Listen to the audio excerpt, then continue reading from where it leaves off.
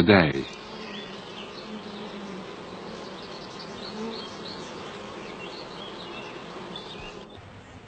The nurse bees also feed a glandular secretion to the larvae which hatch from the eggs, and in this way they exert an influence over the quality and quantity of the brood reared. Similarly, the expression of most of the characteristics of a colony is determined by the interaction between the queen and her workers.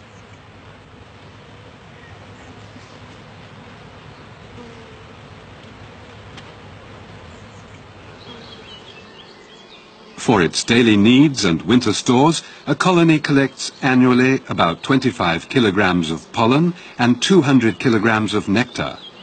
That quantity of nectar may be concentrated to about 70 kilograms of honey.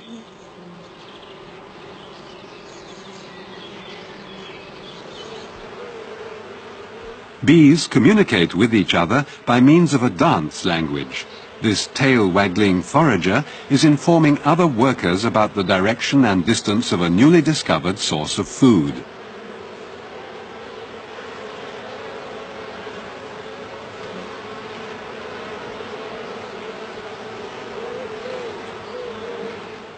Social food exchanges between them provide more information about the quality of the nectar. The construction of honeycomb is another example of the close cooperation among the workers of a colony.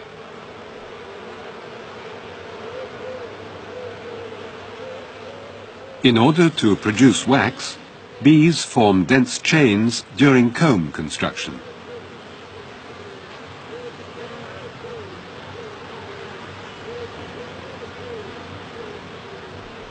In the form of tiny scales, the wax is secreted from specialized glands on the underside of their abdomen.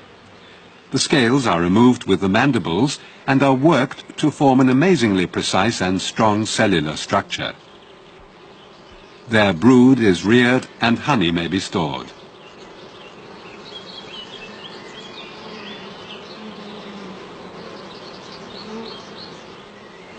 The overall productivity of a colony is therefore the sum of the manifold contributions made by queen, workers, as well as drones.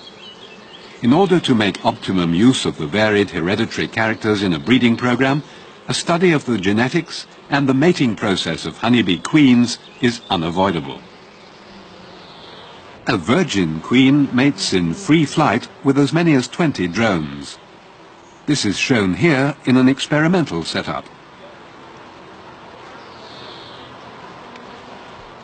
The drone's semen is stored within the queen's reproductive organs, shown here in graphic simulation. At the tip of the abdomen is the sting chamber. It is separated from the median oviduct by the vaginal valve fold. Attached to the oviduct by a narrow channel is the spermatheca. The median oviduct forks into a right and left lateral oviduct. These lead to the two ovaries, which each consist of 120 to 160 ovarioles. The first drone mating with the queen forces his semen into the median oviduct. The mass of sperm of subsequent matings, only 3 more are shown here, force the semen into the lateral oviducts, dilating them considerably.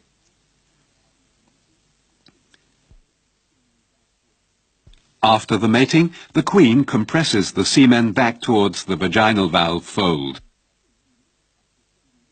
This makes 5 to 10% of the semen, up to 7 million sperms, enter the spermatheca.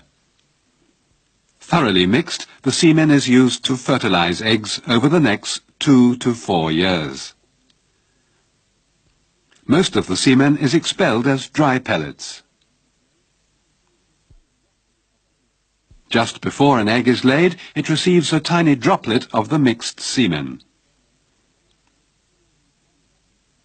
As many as 10 sperms may penetrate, but only one of them can fuse with the egg nucleus. Eggs laid in drone cells are an exception. They remain unfertilized.